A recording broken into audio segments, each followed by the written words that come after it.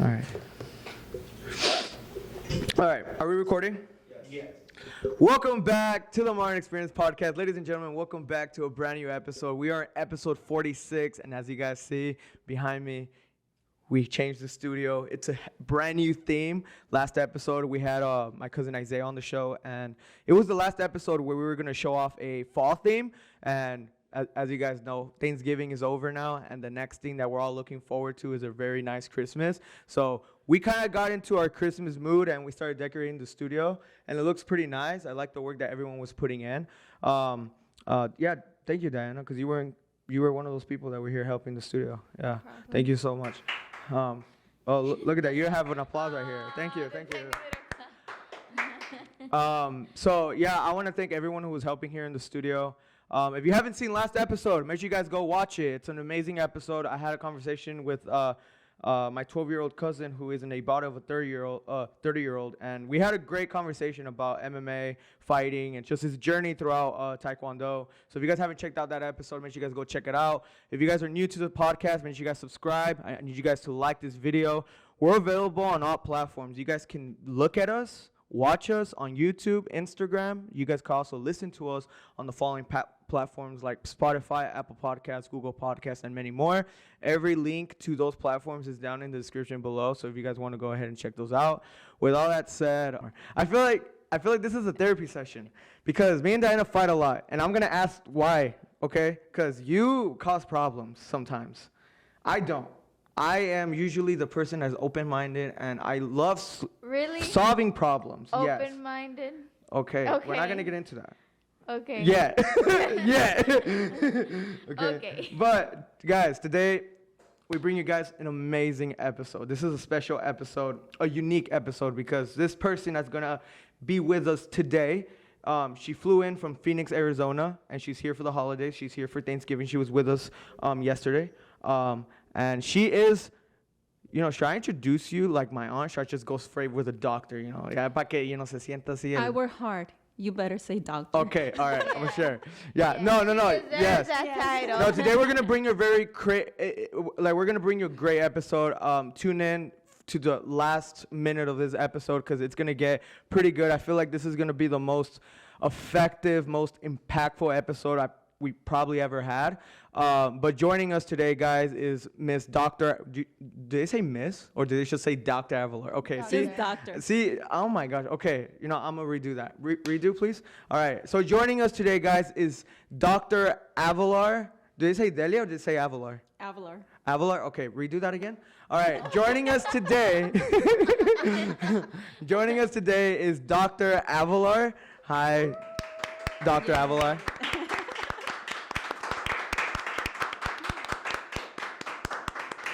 Also known as my aunt.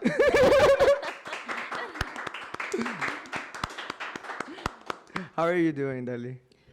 I'm doing good. And just to go back to your joke, see this? I can see steam coming out of here. It's cold. Yeah. She's on my side here. Thank you. So you know where that conversation is going to go towards. I think it's a dude joke. I think females don't get it. But how are you? Are you doing good? I know you're cold. I can see that you're cold. And I'm sorry.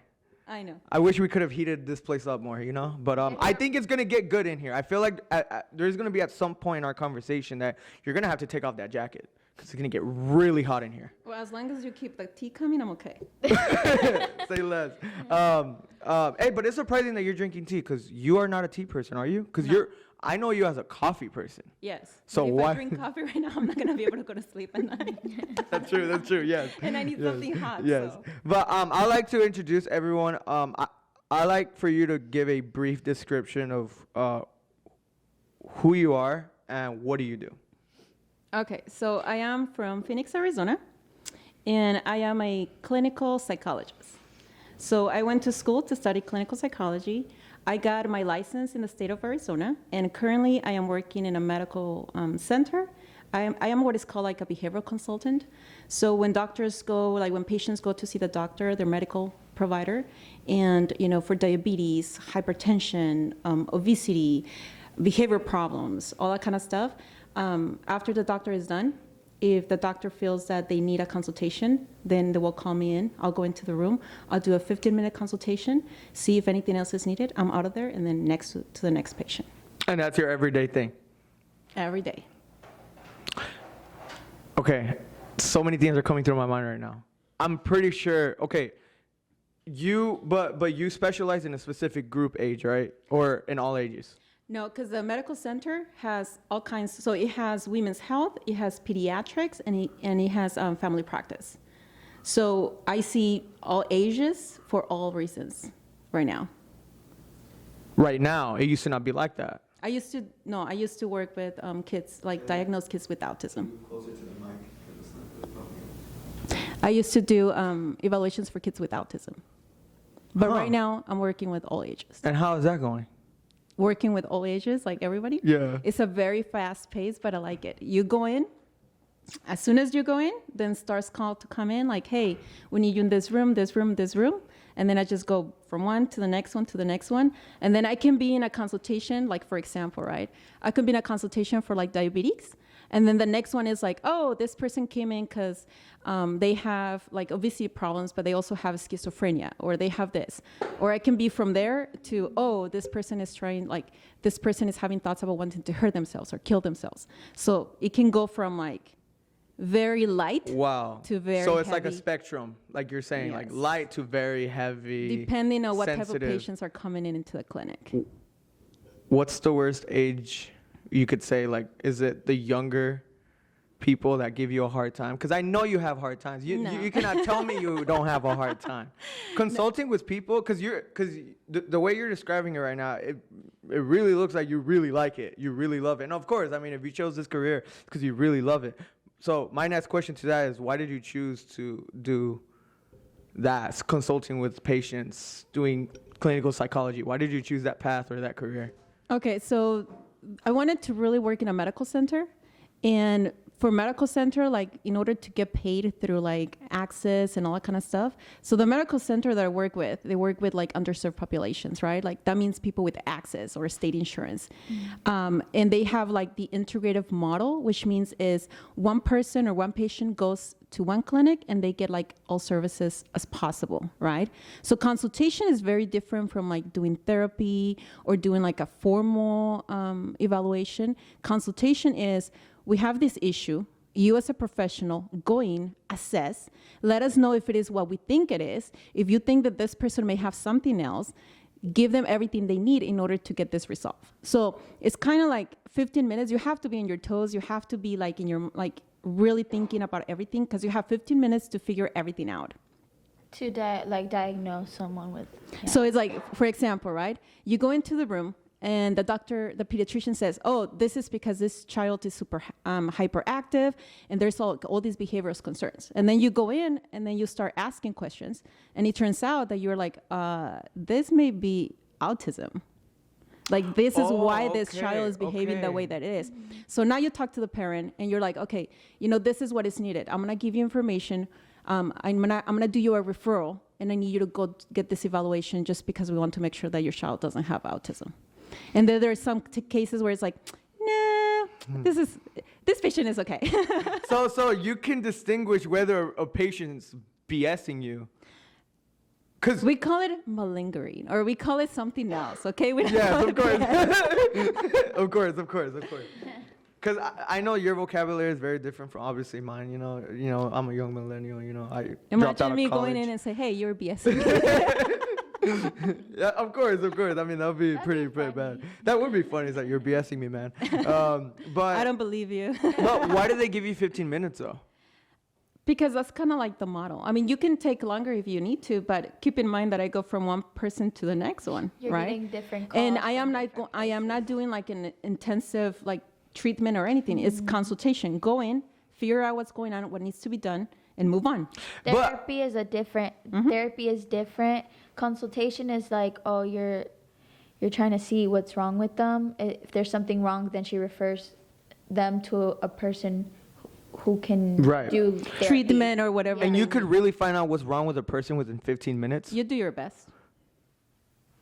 Some people are very complex, and you're like, oh, this is gonna take a while. But I'm gonna send you where you have to go so they can figure that out. Yeah. When you were yesterday when we were playing Uno, were you ready to Oh go? my God. No, I would have one if She's like, I'm off the clock. I was I'm off the clock. She was having too much That was just me being very like passionate about Uno. It's going easy on us. Of course. I mean, I would assume that this is a stressful job. It is. Yes. So how do you deal with stress? Oh, do you want me to tell you like all the things that I do to deal with stress? Is it a lot? No, but like at work, to kind of help with stress, I walk throughout the clinic, right? So I go from family practice all the way to pediatrics, all the way to women's health. Like I'm around. So every time that I'm walking, like from one patient, like from one section to the other one, I try to kind of relax, walk. I walk a lot, like drink water and all that kind of stuff. After work, I do yoga. I go running. I like snowboarding. I like walking. I like hanging out with friends. I do a lot of stuff. See, and that's good, and I like that because not a lot of people like going out and doing stuff, and that is kind of the way you deal with stress. Like you get, because look, I would do the exact same thing.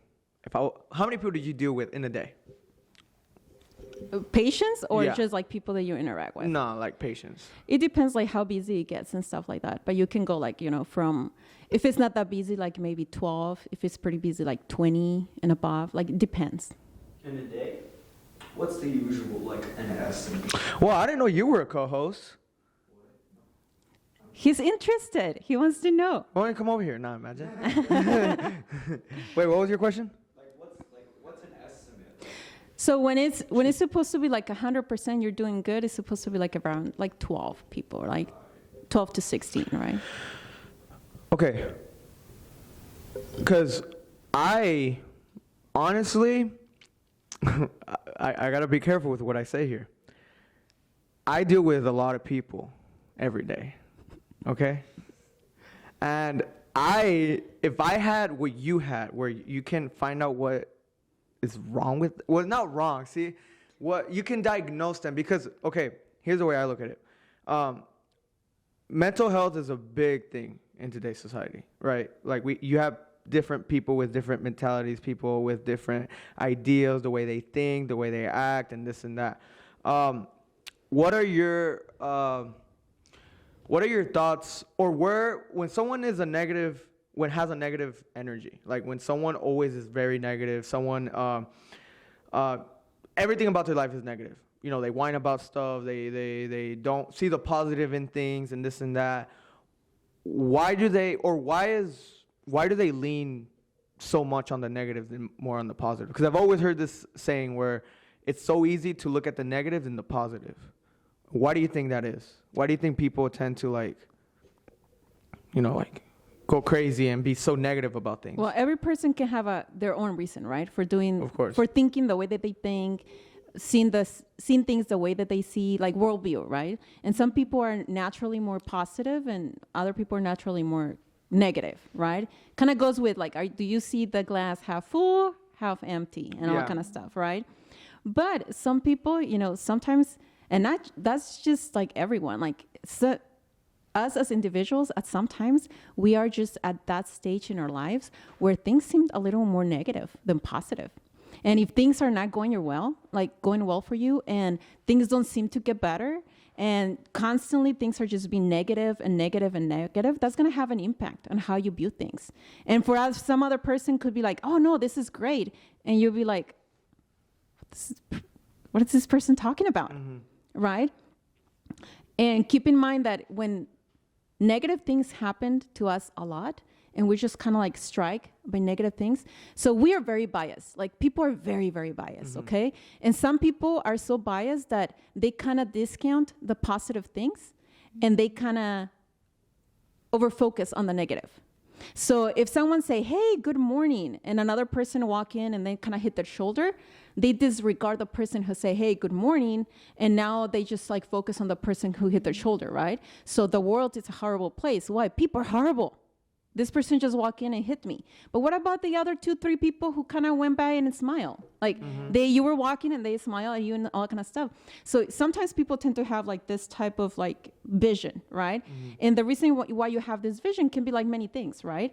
Maybe you have depression. Maybe you're developing depression. Maybe just things, you're not at a stage where things are the way you want them to be. Maybe you're very dissatisfied with what's happening. So we have like that, sometimes we have this vision. That's why, I don't know if you have friends that are like so negative, and even though you may try to kind of point out the good, and you're like, oh no, but look, you didn't see this. This is positive. They cannot see it. Why though? And that frustrates you, right? Yeah. Because it's about the vision. And it's about inside. Okay, I can come to you, Ivan, and I can say, Ivan, you're so annoying, right? And you'll be like, what's wrong with you? My show is perfect. I am not annoying. I'm fun, right? Yes. Because it's another person telling you, Yeah, right?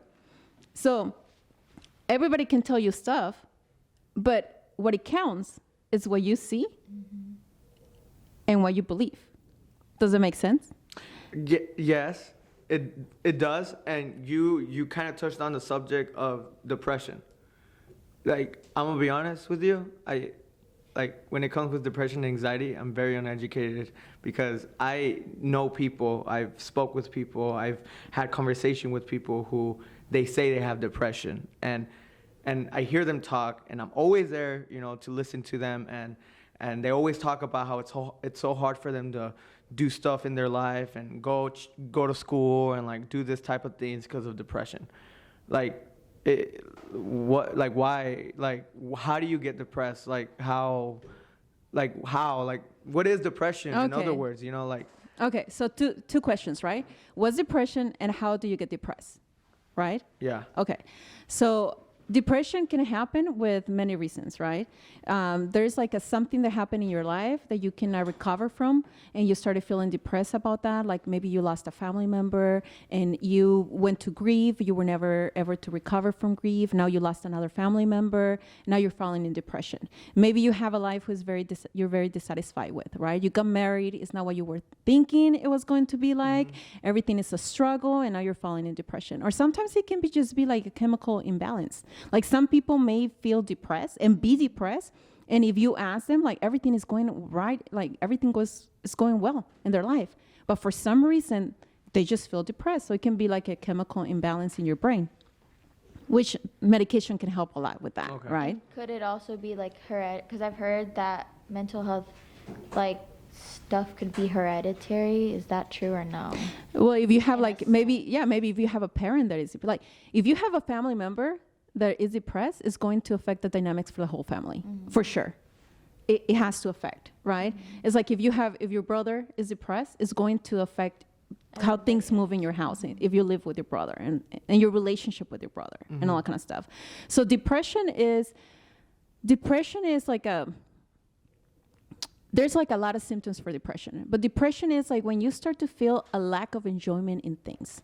And that's very important because we're talking about the person who loved to play soccer, the person who loved to hang out with friends, love to dance or cook, or do you have things that you really enjoy, and that brings joy to your life, right? With depression, the first thing that happens is you start to feel a lack of enjoyment. The things that you used to enjoy doing, now you don't enjoy. So there's like a lack of enjoyment. And then, of course, with depression, you have depressed mood, right? You start to feel sad. There's changes in appetite. Depression sometimes happens like, you start to feel like your energy levels, right? You start to feel tired. So kind of like depression, if you want me, I'm not going to go into like, because this is your show. So I'm not going to go into like every single symptom. Right. But think about it this way, okay? You start to feel a lack of enjoyment. Not feeling great. You used to like to hang out with your friends. You want to isolate now. You used to be a very active person. Now you want to be in bed most of the time. And then the more you kind of walk away from the people that you like, you stop doing the things that you used to enjoy doing, and you spend more time isolated, more time in your room sleeping. Guess what? Now the more depressed you feel. And with depression comes hopelessness and helplessness. Hopelessness is things are not going to get better for me. That's why when you have your friends and you listen to your friends and you're like, oh, come on, it's you can do this. It's hopelessness, right? Things are not going to get better. Things are not as easy as you think they are. And helplessness. I cannot do anything to change this. This is just the way I feel. And even when I try to wake up in the morning and I'm like, yes, I'm going to go run to the park because I used to run.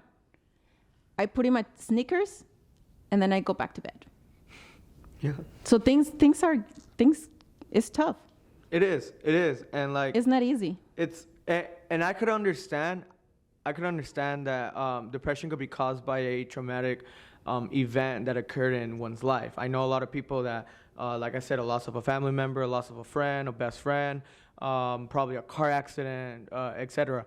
But why is it so hard for them to move on? Like, okay, like this is the way I think about it, because I have my way of thinking, I have my way of viewing things, and I have my way of overcoming something. My mindset is like, okay, if I go through a hard phase in my life, which I have, I cannot be stuck in that hole, you can say. I have to move on. And I in my personal, I impulse myself to keep going, to keep moving forward, and I motivate myself to keep doing that. But most people fail to do that, because even though I've been through some things, I've been able to overcome them. And I'm not saying that maybe my past experiences are equivalent to what other people have lived, because I know there's probably people out there that have lived far worse than what I would ever experience. But I'm talking for those who, who can't get, because I've heard stories of people that go through an event in their life, and it's not like, it's something that They get stuck. yes, and it's like, why, like They get this feeling of stuckness. yes, I and cannot move on beyond this. yes, and like, why is that? Why can't people in their minds just keep why can't they view that side? Like, what's blocking them? That's because we're human beings. Every person is very different, and every person has their own way of dealing with adversity. Okay? You have your way, and your way is, I just keep going, right? Kind of like a survival kind of mode, right? It doesn't matter what comes in my way, I'm going to move forward, and I'm going to move forward, and I'm going to do it that way. But not a lot of people have your style. Other people they need to have their time. And other people is just kind of like building things, right? One thing happened, then the other one, then the other one. When you have one thing to deal with, is one thing.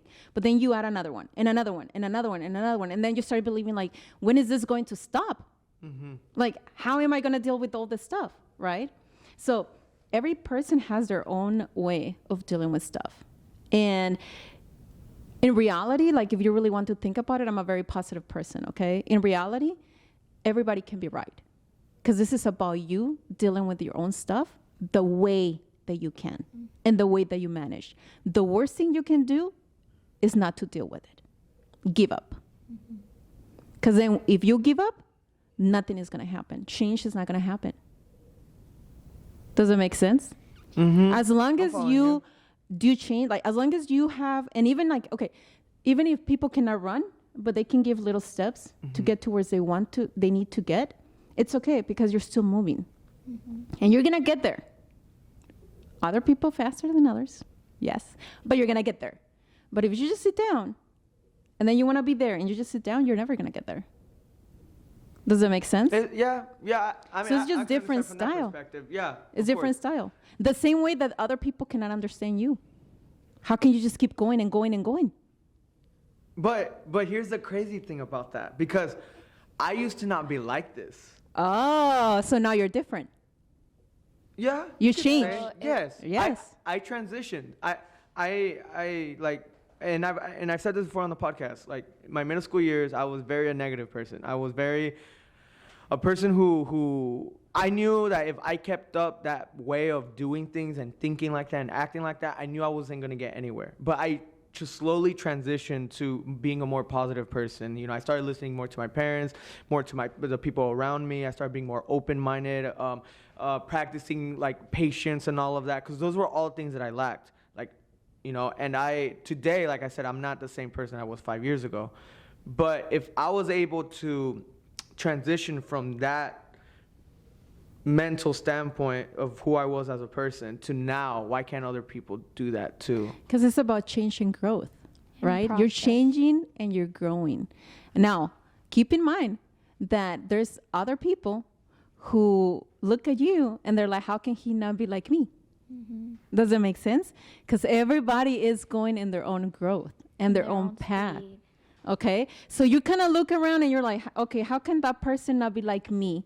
That person was me when I was in middle school or school. Does it make sense? Yeah, right. That person is me when I was like little. How can they not be like me now, right? But there's other people who look at you and they're like, oh, that person was Yeah. me 10 years ago. How Yes, can he I not totally be like agree. me now, Yes. right? Because it's about growth, right? And change. And it's okay as long as we're changing and we're moving and we're developing and we're finding things that work for us. Because So I know that I'm not answering your question because you're asking a complex question. It has to do with growth and development, and everybody has their own path, and everybody has their own style.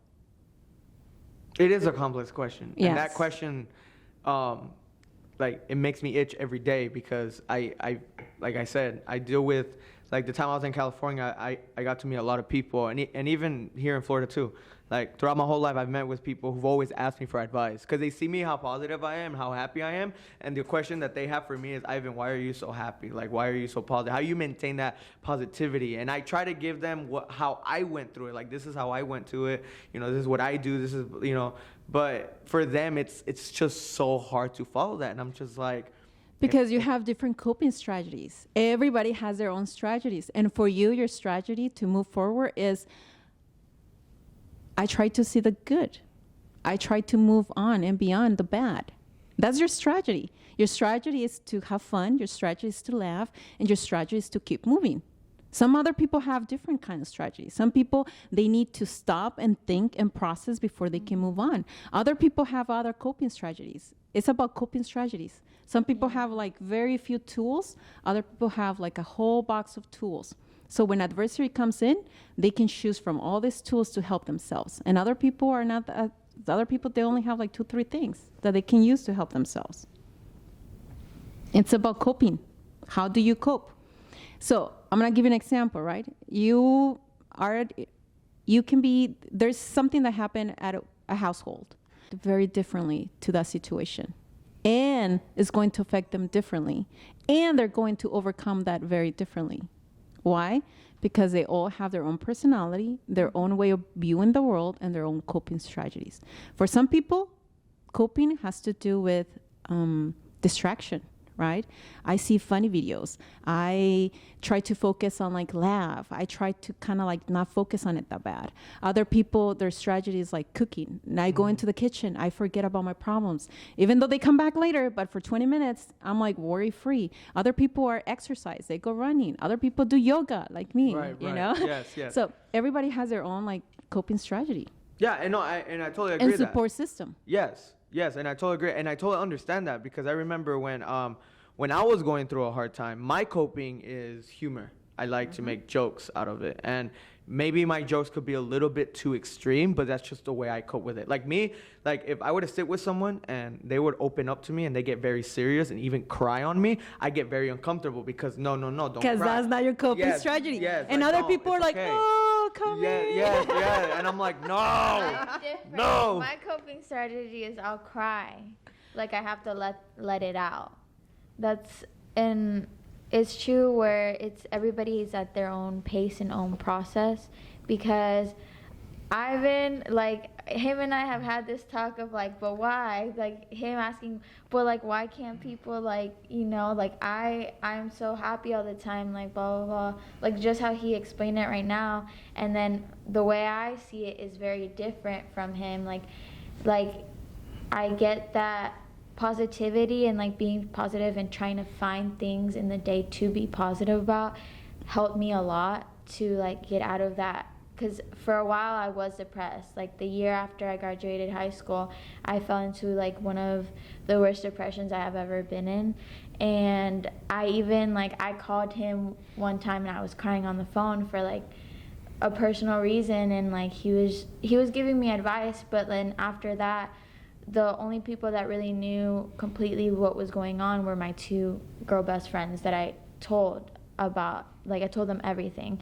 And that was a way for me to kind of like let go of all that stuff that I had inside of me. So that was like a coping method, because I knew that if I kept it inside, like I felt like I was dying. Even though like now I look back at it and I'm like, why was I crying over that?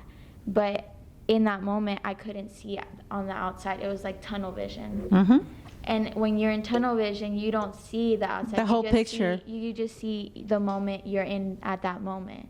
And then once you see everything else, it's kind of like, oh, it all makes sense. Like, it made sense that I needed to get up that next day and just find one thing to be thankful for. Because I did go through therapy, and it took me a little bit longer than what it did Ivan.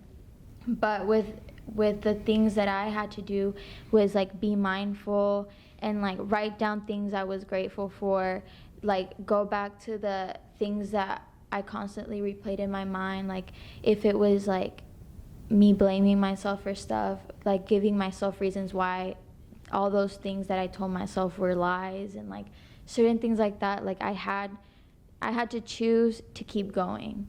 And when you're in that tunnel vision, you don't see that you have to choose. But once you take that step forward, like you said, you have to take that step. Like giving up is the wrong thing to do. Because like, you're hopeless, right? Yeah, when you're in tunnel vision, you're hopeless. You're yes. hopeless. And helpless. Mm-hmm. There's nothing I can do to change this. So like when you said that, I was like, I can relate so much to that, because I was in a point in my life where I was hopeless and helpless, and I was like, I'm not getting out of this. But then like Here you are.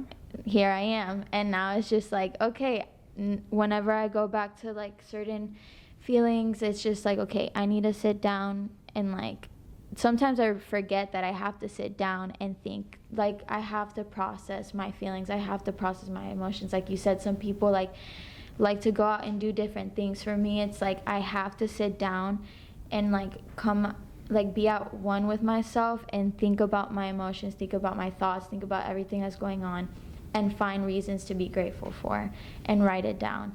And then once I come to my senses, I'm like, okay, this isn't that bad. And then that's how I keep going.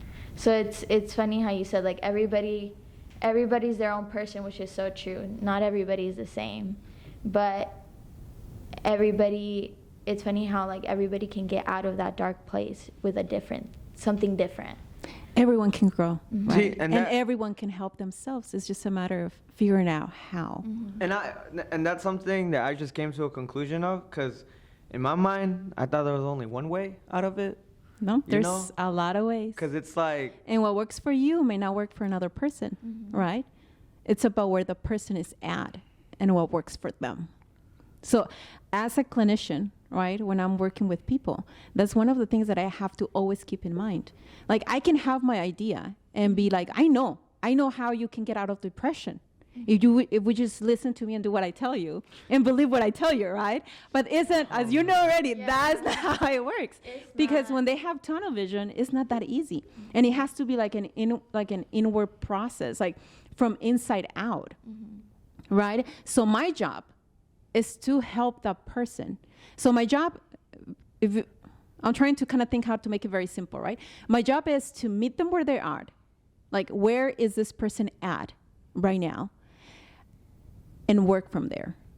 From what they see, from what they feel, and from where they're at. And then from there, we're going to start doing some work in order to move them away from their tunnel vision and help them see the whole picture and help them see that they have strengths and they have the ability to grow and to move, and give them hope that, yes, they're struggling right now. And depression is bad. Depression, you feel depression. There's no way you can be depressed and be like, oh, no, I'm not depressed. You feel depression. You feel depression, yes. It's horrible. Yes. So it's like, how do I help this person from their point of view, from where they're at, start to move and change and move forward? That's my job. okay. Without being like, hey, look, you're supposed to be doing all this and this and this. I feel like I would be that person. Because it's their journey, not my journey. No, of course. And like, I could imagine you have to have insane patience for that. Because if you're in a room with a person and I know you've had experiences with certain patients that are stubborn, closed-minded, very negative, where you're talking to them. Where they're stuck. Right? Yes, and When they feel stuck. and they could even talk to you in a frustration. Have you had angry patients before? Yeah, like. Yeah, because getting stuck is frustrating. Uh, Because you feel like you want to do something, Yes. but you can't. You're Yeah. stuck. Yeah, the other day. And it doesn't matter what you tried. You cannot get out of it. Yeah, the other day I was in my bed and like I got stuck and I was like, so I was like, come on, man. Like, I grabbed my pillow, I got angry, But no, of course when you're stuck, but like you, like, how do you deal with people like that? Because I'm horrible when it comes, like, I have good patience for certain things, but when it comes to people, like, for instance, when I'm telling someone or I'm giving someone advice because they're like, hey, Ivan, I need some advice on this from you. And I'm like, okay, do this. And they question my advice. They're questioning, oh, but I can't do that. I'm like, why? Like, I'm giving you the key to the door, man, But they're not accepting it. And it gets to the point where they kind of get frustrated with me now. And that gets me frustrated because I'm like, whoa. I'm like, what happened there? Like, so how do you deal with people that talk to you in that way? First, I check where are they in terms of change. Okay? Because there's different readiness for change, right? So a person who feels stuck, sometimes they're just contemplating. Like, I might be able to do this. I might try this. I already tried this, and this, nothing works. Literally, you're talking about a patient that you're giving them like some options and they're like, nope, it's not gonna work. Nope, I tried this, it's not gonna work. What else do you got? Right? Mm-hmm. So it's like, okay. So the first thing you have to do is check, okay, where are you in terms of what you're willing to try? That's one thing, right? Where are you? Because if that person is only ready to do like this little tiny step forward, I am not going to ask this person to jump to the next goal, right? I'm going to let the person just do their little tiny movement forward, as long as they don't stay stuck, like to unstuck them, right? But the next thing is, yes, you do have to have patience, but you have to believe that the other person can make it. If I'm the person who's going to help you out, and I'm the person that you're coming in for help, and I don't genuinely believe that you can make it, imagine how, like, that's not gonna work. That's not gonna work. I need to really believe that, it may take us longer because we need to get you unstuck. But being unstuck doesn't mean that the person is stuck. It just means you're stuck in where you're at. But the person itself can grow. The person itself can move. If you don't have hope for yourself, I will have the hope for you. I will hold your hope. And every time that I see you, every week, I will be hopeful for you until you can hope for yourself. Does it make sense? Oh my gosh. No, because I could see why that. I know, because my therapist, when I didn't have hope, she had the hope for me, and I can see it. I can see where it is. I'm not going to cry. Hey, I'm not going to cry. Yeah, I'm not. My eyes are just... Your eyes are sweating, yes. Yes, they're sweating. No, yeah, I could, wow. See, whoa. I could see why using those words and like a sincere feeling like that can really help someone out. Like I said, it's probably my advice is good, but probably not great, and it's probably because of the poor choice of words that I have, or maybe the tone of voice, or maybe because simply like you said, maybe like I don't know. But or maybe you just have to start kind of letting them know that you believe that good things can happen for them, right? And maybe not the way that you expect them, but that you know that things are not going to be like that all the time.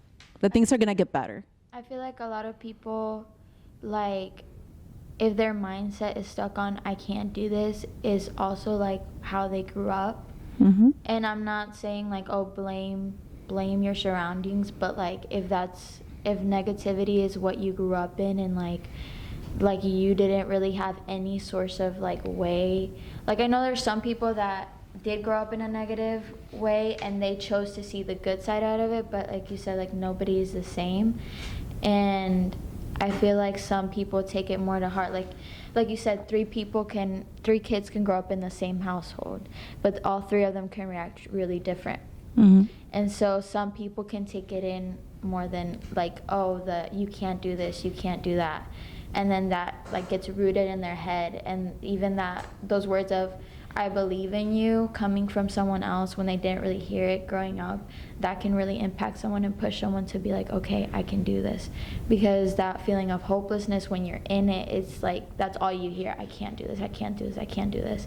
And it's like that one person that says you can do this is kind of like, okay, well, this person that doesn't know me at all believes that I can do this. Maybe they see something in me that I'm not seeing. And they show you that you can, right? Yeah. They start pointing out those things that you are, like, that is showing that you are moving. Mm-hmm. Yeah. My experience with that therapy is like she talked to me. She would talk to me and like she'd ask me, how do you feel? Like, what are the things that you're thinking? And then she'd ask me, why are you thinking? Like basically asking me like, why do you think this? And then she'd ask me, well, what are the things you do that you would think is positive? And she would kind of like make me like realize, oh wait, I am good enough, or I am this enough. I am talented. I am this. I am that. So she would just walk me through it, like little by little. It was like a little kid. Like being able to evaluate your thoughts, right? Because that's the other thing too. People who are depressed, their thoughts are negative sometimes. And the self-negative, like they have like really self-negative thoughts, right? And everybody, you know, no one likes to be stuck. Being stuck doesn't feel good for anyone, right? So no one by choice wants to be stuck, right? So they're stuck because they have tried, and they're hopeless because they tried, and they don't seem to be able to kind of help themselves. And that's tough, because imagine like you imagine like, especially for people who kind of like exactly what you're saying, Dayana, like, you know, there's things around you, life events, things that just keep accumulating, right? You're still processing one thing, and then here comes the next one. And then you're still like trying to kind of keep your face like above water, and here comes another one on top of that. Like, you know, some people have, you know, they have reasons, genuine reasons to feel the way that they feel. The thing is that sometimes with depression, there's also a lot of thoughts and a lot of things that, because we do have that tunnel vision, and we try to focus, like, you know, disregard the positive bias, right? Like personal bias or like human bias, and over focus on those things that kind of, they're telling us like, oh yes, he told you the world is bad. See, he told you you cannot trust people. See, he told you people are out to hurt you. Like, and it's hard. It is. And it's like I really feel bad for people, because now you feel bad, huh? No, wait, hold on. Now after my talk, okay, now you feel bad. Wait a second. Not that I didn't feel bad before. I did feel bad, because like I could, like I said, I've been there. I can relate to people when they say like they've been sad or stuck, because there was a moment in my life where I've been stuck before, where I didn't really have much going for me, where I probably thought that, like, you know, I'm probably gonna end up working at McDonald's and living with, you know, in the basement of my parents. Like, I literally thought I didn't have a vision for my life or anything, but I was able to, you know, push myself to get to the point where now I'm in a place in my life. I'm 21 years old, where I love what I'm doing. I'm very comfortable. The people around me, I love them, and my family. Like, I'm just in a really great place. Yes, I want more, and I work hard every day to go from point A to point B. But when I see people who are still in that position where, you know, they're not making a life out of, or they're not doing anything for their future, for their life, and they're just, you know, kind of, and, you know, wasting time in a way. I do feel bad, and it's like, and it's true what you say. Sometimes they do feel frustration, angriness, sadness, whatever you can say. And they have genuine reasons why they should feel that way, because of events I've passed in their lives. But I mean, so let me ask you a question, okay? So what was your turning point? You know, you just said that you had, like, you know, your thoughts were, I'm going to be working at McDonald's and living in my parents' basement, right? But then you have a turning point. Something changed, and you started to see things differently. So do you know what happened? Do you know what was your changing point? Because it's not like you just wake up one day and you're like, oh, no, things are going to come up for me. There's like a process to it. Would you call it BS if I told you it was like that? Okay. What? No, I'm joking. It wasn't like that. I thought you were gonna be like that. I was like, let's go there, right? But what was it? She was gonna question you, like, why do you say that? So, but what was the turning point for you in your own experience? Of course, that's your own experience. But you had a whole different mindset, right? But there was a turning point for you when you started saying, like, "Hey, wait, I can be better than that." Well, okay, that turning point was not too long ago. Actually, it was like 2016. It was remember when I was into soccer. Mm-hmm. Soccer player, Ronaldo, soccer every day. Well, it was after that because the love and I mean, I love soccer, but the passion of viewing soccer as a career died for me. And at that moment, Which made you feel how? Like I was nobody. Like I didn't have nothing going good for me because if it wasn't soccer, I didn't really see myself doing anything else in life. Because in soccer, I really wanted to be like the top, the best. Like, it wasn't just like playing it just to play. I really wanted to like make a career. So it's out of kind it. of like a crashing of dreams. Yeah, in a way. And it's not that no one crushed it for me. It's just that like slowly it just died, and I never understood why. And there was a like a point in time when the moment I completely stopped training, I stopped playing, to when I started now, having a new dream, a new vision where I didn't know what to do with my life. Okay. So what happened? Do you know what made you have a new vision? Yes. I found out that I had a hidden love for creating, hidden love for video and recording and editing. And I came across YouTube, and that's when I discovered Casey Neistat, who was a YouTuber at that time who was vlogging. And he would vlog every day, and I fell in love with his vlogs, and I fell in love with his lifestyle as a person, how he can do film vlogs. So you and found edit. inspiration, right? Yes, inspiration. Okay. It was inspiration. So what for me. took you from love to I can do this? Because first it's inspiration. But a lot of people get inspired and they don't do nothing. Well, that's when the phrase "you gotta want it" comes in. Okay. Yeah, but what took you from, oh, maybe this is something I want to do, to I'm going to do it? Like I said, the impulse, like it's like I could understand where you're coming from with that, because you're totally right. Like I could be like, oh, I want to do this, I want to do that, but like easier said than done, like. But if you don't do it.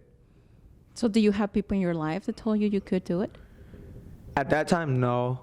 Okay. I had to go through obstacles. Like, for instance, my parents were one of them. My brothers, too, because everyone was like, why are you into that? Like, I didn't really have the support that I had.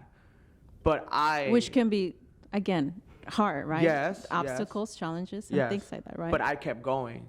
Why? Because I love doing that. So what inside and of you... And I found a purpose. What inside of you make you keep going? The fact that if I don't do that, then I have nothing. There you go. That's all she was asking, bro. That's all she was getting from me. You were jumping all around. Well, it's because yes, but it's kind of like... The fact that if I don't do this, I got nothing. So doing this is better than not doing it because I got nothing. Well, here's the thing. I could have said that in the beginning, but you opened up a portal inside of me that I don't like opening up. Because, and you opened it up. Like, she really barked in the door, man. Like, So why did you do it? Ivan starts crying for like the I was first trying time. to avoid, because I don't like. You pulled up a shot. I really did in that point. But I mean, yeah, but that's my turning point for me. And that's your journey, right? Yes. And the reason why, I did not mean to open your portal or anything like that, right? But the reason why I was asking you this is because you said that you wanted to help people and you Yes. couldn't understand them, right? Yes. So you went to a process. Just when you try to help people, understand that they're going through their own process. Mm-hmm. And they cannot go from A to B without walking from A to B. You went from A to B, and it took you a process to get there, right? And for you, the turning point was, if I don't do this, I got nothing. That's it. Okay, I'm gonna ask you this because I really want to know, and if it's coming from you, I know it's gonna be okay. I'm the type of guy right now where I'm at in my life where I'm rushing things, or you could say where like I wanna just think about working. Like I've told everyone here, everyone knows I'm not in a relationship. Mostly everyone around me is in a relationship, but I take a relationship right now as a distraction. I take, going out to do things as a distraction. Man, I like you're to have fun every really now and super focused. but yes, I'm super focused right now. And I'm like every day, like I make the effort for the studio. I make the effort for the podcast. We're getting, and it's not just the podcast. We got the vlogs, we got skits. Like it's just, I'm going big. I like to go big. But I'm at a point in my life where I like when people say, oh, have patience, have patience. It might take a while. Like I started this in 2017, and right now where I'm at, it's kind of like I haven't met my expectations for when I imagine myself 21, where I'm at right now. And it's not that I'm losing hope or anything. It's not that, but it's like, I just want to like keep working, like nonstop. Like it's kind of where like I want to sprint. And most people tell me to not do that, to just take your time. It's okay. You're 21, you're young, you have a whole life ahead of you.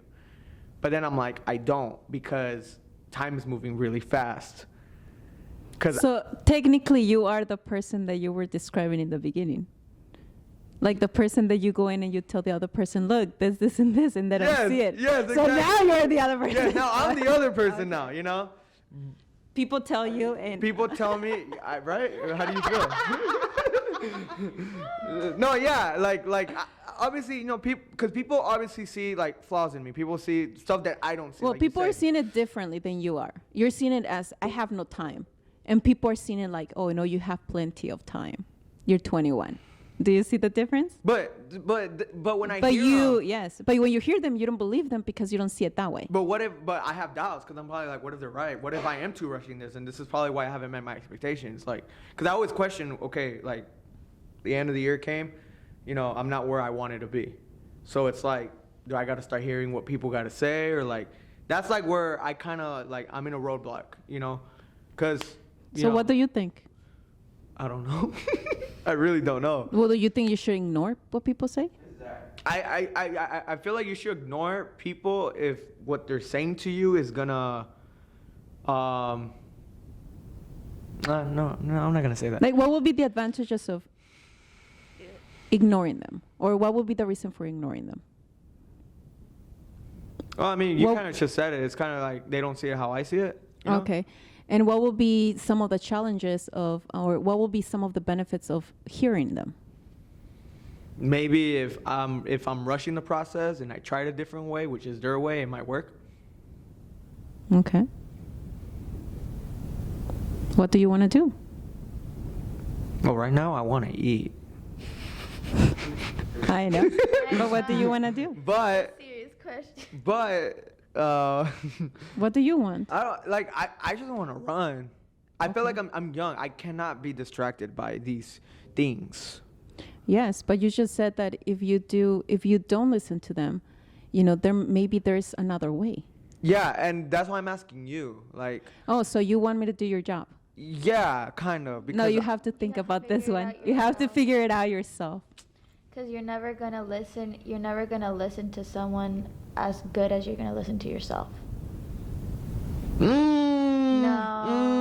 I disagree with that, because sometimes I could think of something, but it not be the best thing for me.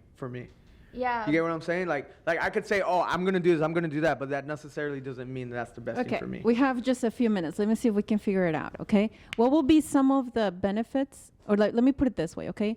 So you just want to go forward. You want to kind of move forward and rush, right? Kind of go in and in. Yeah. What will be some consequences of going based that you really care about this? Mm-hmm. You do. Yeah. I mean, you have me here. You really care about this, right? Yes. Okay. So what will be some of the negative consequences of rushing through your dream? The fact that maybe when I rush, when I'm sprinting, I don't get to enjoy life like others do. I don't really get to appreciate or be with family time. I don't really get to do stuff that a normal person, like I'm not, like this is the one thing I told everyone, I'm not your average 21-year-old. 21-year-olds right now are sleeping all day, they're partying all day, they're doing fun stuff. I don't have that luxury of doing those things. I'm on a time clock. Like these past 2 days that I've been off from work, I've just been working on this editing. Like I had to wake up today early to edit, finish it. You know, like Because you really care about yes, this. and right? I love it. But I just feel like if I could just slow down for a little bit and Then like you're going to enjoy it even more. Because you're going to be happier. And not stressed. And if you're happier and you balance it well, You enjoy your it. brain is going to, does it make sense? Ideas are going to flow more. yeah.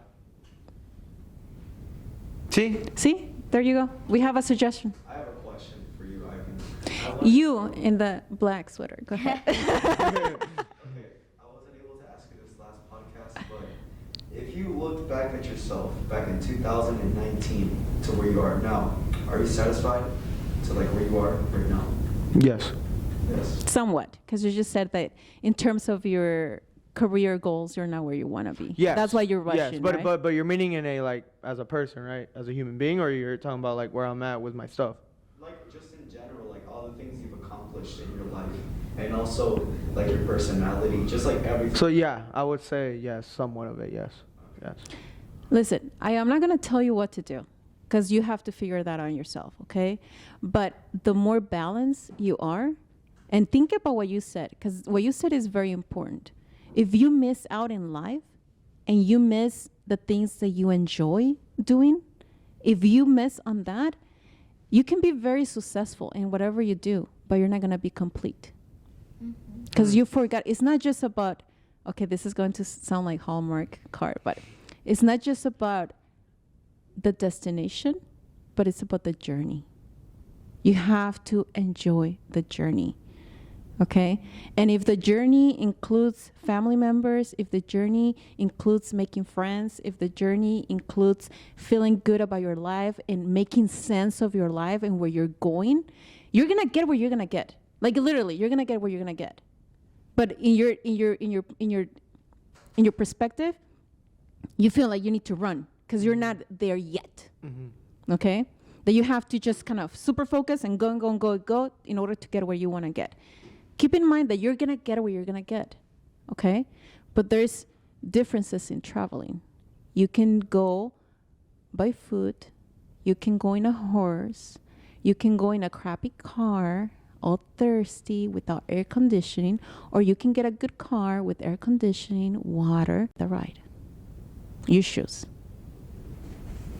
See, that's a different perspective I didn't see. And that's actually pretty cool because yeah, I'm gonna think about that. It's about I'm what gonna you think about want, that. right? And what's going to make sense for you. Because you care about this. I can tell you do. Yeah. And this is why you're doing what you're doing, because Yeah. you care about this. Mm-hmm. But, you know, and it's good. And it's good that you care about this. This is your goal. Mm-hmm. But you have to enjoy. If this is your baby, you better enjoy your baby. Before growing. Yeah, Then it's true. it goes by. I mean, let's not talk about babies, Delia, because you know I'm not ready for that life. You know, This is your baby. I'm not she ready. said. No, yes. I know she was talking in figurative language, but you know, babies. You know, it Yeah, is, you need to it get a is, it girlfriend is, first. It is. Yes. You can't have a baby without your girlfriend first. But yeah, no, but yeah. I mean, I totally agree. Diana, do you have anything else you want to add? Anything else you want to ask? No? Are you chilling like a villain? Did you already wipe up the tears? She was all happy. She's like, finally, I thank God.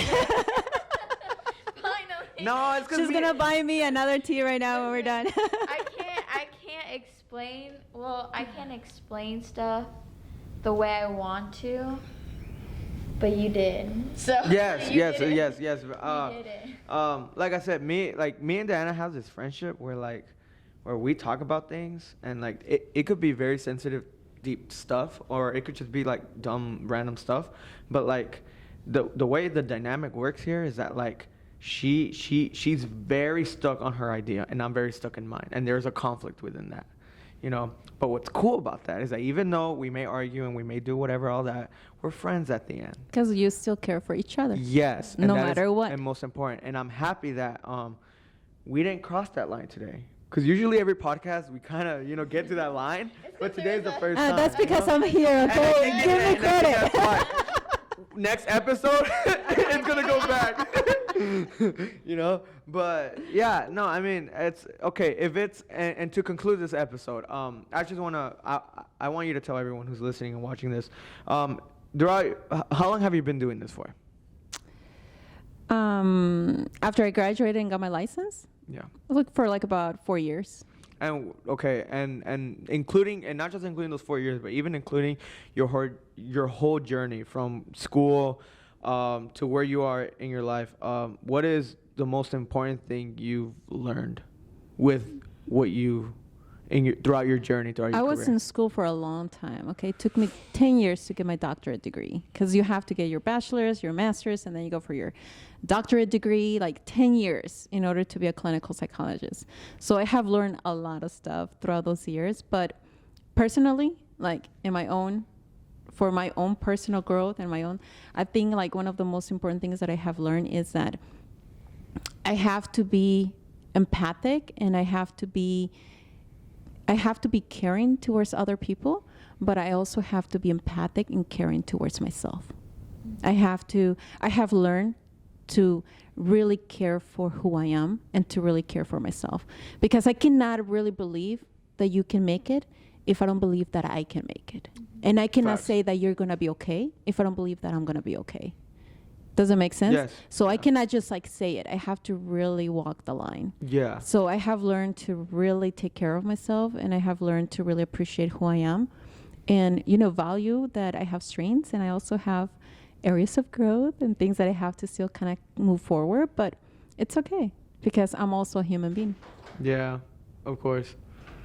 Yeah, that's good. That's good. I like that.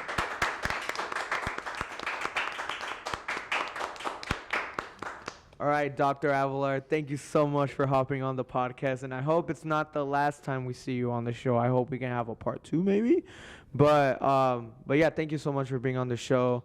Guys, if there's one thing you could take from this episode, please take it, use it to your own benefit, apply it to your own life. With all that said, we love you guys. Make sure you guys tune in to next episode, and yeah, we love you guys, and we'll see you guys next time. Peace.